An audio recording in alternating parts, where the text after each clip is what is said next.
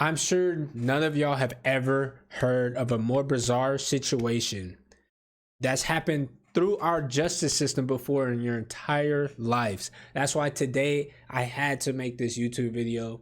I originally tried to record it and get my reaction, but unfortunately, you couldn't hear anything. So I just figured I'm gonna make this quick one. I'm gonna shortly go over this video and I'm gonna give y'all my opinion. But first, I want y'all to see. I just want y'all to see what they have to say. Man is accused and has been convicted of raping a 14-year-old, and he was sentenced to 50 years in prison. And now part of that sentence is physical castration. Many of us have heard of chemical, but when you talk about physical, exactly what does that mean? Yeah, thanks for having me. Of course, we're talking physical this time, as you said, unlike the chemical. I've had probably two or three, I think, over the course of my career, chemical castrations that are ordered. And what that entails in the state of Louisiana is a scheduled administration of shots throughout the remainder of the defendant's life that he has to go in, he has to report, and he has to voluntarily intake. And if he ever were to take testosterone or steroids to counteract those injections, then that would be a new charge and he would go back to prison. For the case of physical castration, we're talking about a surgeon surgically removing the defendant's testicles from his body. So under the Louisiana law that's currently on the books, on the conviction of certain offenses, the court can order chemical castration. But there's a subsection that says, with the defendant's written consent in lieu of chemical castration, we can order physical castration. So, in speaking with the defense lawyers, they were going back and forth with me over what type of sentence we were looking at, and the idea of a 50-year sentence came up. And I considered it, and I've said the only way I'm agreeing to 50 years is if he agrees to, instead of chemical castration, we do physical castration in this case. And so the defendant actually, after speaking with his lawyer, being advised of all of his rights, signed a written motion and order for the physical castration and agreed to it. Yeah, y'all heard that right. This man signed a deal so that he would get 50 years. Like he acts like that's like he's gonna live through that. He signed so he would get 50 years instead of what, like 100? Does it matter, bro? Your life is over. Now you're just gonna have your life is over, but you have no balls for however long you live. That is crazy. I did not know. I didn't know that it was legal to do. And now, am I against this particular scenario? Not really. You know, as you can see, what he did was egregious. The raping of a 14-year-old girl, which led to her being pregnant. Now this girl is raising this child. I mean, she has to live with this the rest of her life. You know, with this child that I'm sure she's, gonna love and she's gonna raise. And, I really commend her. She was able to actually finish school, get her high school diploma, and she's really making something of herself. And I'm proud of her for that. And Mr. Sullivan, just being the lifelong defendant that he is, committing such a horrible act to this young girl, I think he deserves every bit of this. And it's my understanding from court records that he also threatened to kill her and her family if she told someone that he had raped her. That's correct. That's usually a part of this type of offense, right? These guys want to exert some type of control over their victims to protect themselves. So they will often use threats of violence or harm to either the victim or the victim's loved ones and close relatives to keep that secret and to protect themselves. It's my understanding from speaking with the victim and her family that Mr. Sullivan does have a history of physical abuse. Mm-hmm. And so not only was it a threat, but it was a real threat. It was something that he was likely to follow up with. And so that definitely instilled some fear in this victim. And like I said, I'm very proud of her because at some point she said, enough's enough. I'm tired of this.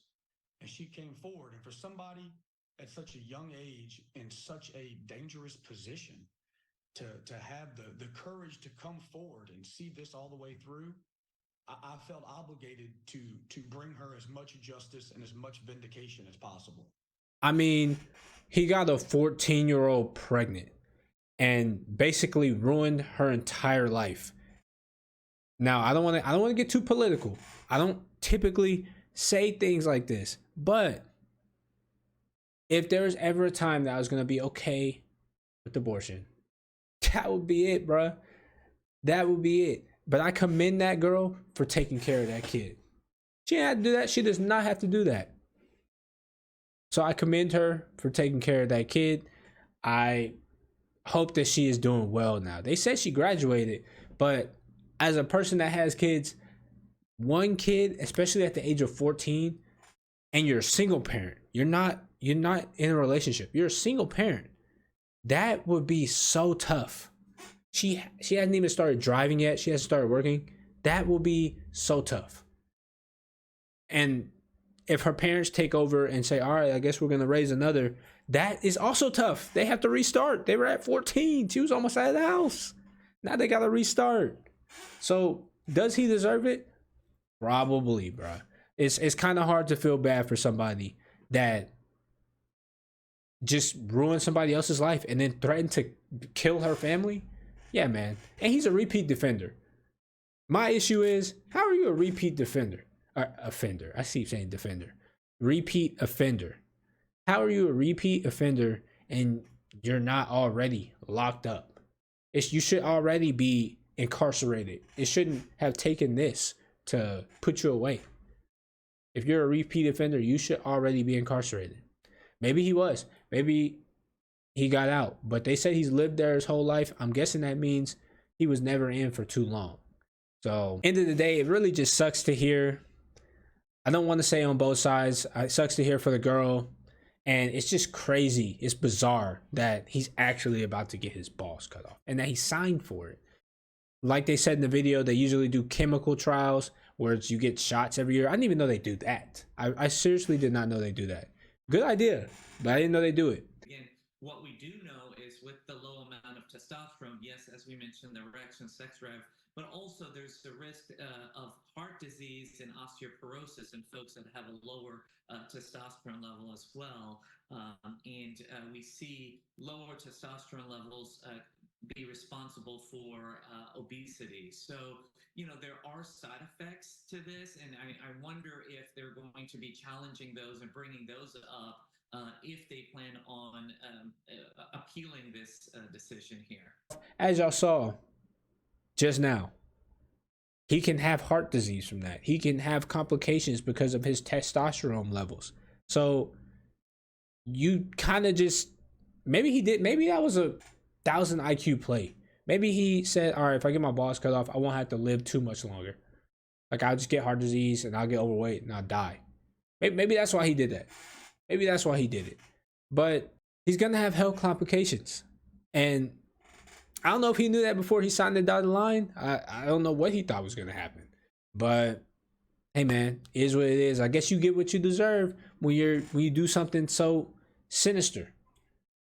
You kind of deserve it. It's just insane to me. I did not know you could cut somebody's balls off. But anyways, guys, that's the end of the video. I don't want to talk too long. Y'all let me know in the comments what you think. Like, is this inhumane? Is it right? I'm not saying it is. I'm not saying it isn't. Because end of the day, y'all know, I feel like what he did it's terrible. So what are the consequences for that? It's not for me to decide, but what do y'all think about this situation though? Because I personally, maybe I'm just not informed, but I did not know that you could get your balls cut off by the justice system. Great way to deter people, to deter rapists. Hey, get your balls cut off. Like, think about that. Y'all better fucking think about that. He's the first of many. He's not the last. They do this one time, they're gonna do it again. Swear. They do it one time and it's successful, they're gonna do it again. So if you're a rapist, if you're a creep out there, watch out. This shit is real now. You're gonna lose your nuts. Anyways, y'all have a great day. I appreciate y'all for coming through. Just want to know what y'all's thoughts are on this. And again, as usual, like and subscribe. It definitely helps out the channel. And y'all have a great week. Peace. Monster on the beat, ho, Debo, any rap nigga, he a freak throw. Man down, call her Amber Lambs, tell him breathe, bro. Nail a nigga to the cross, he walk around like Tizo. What's up with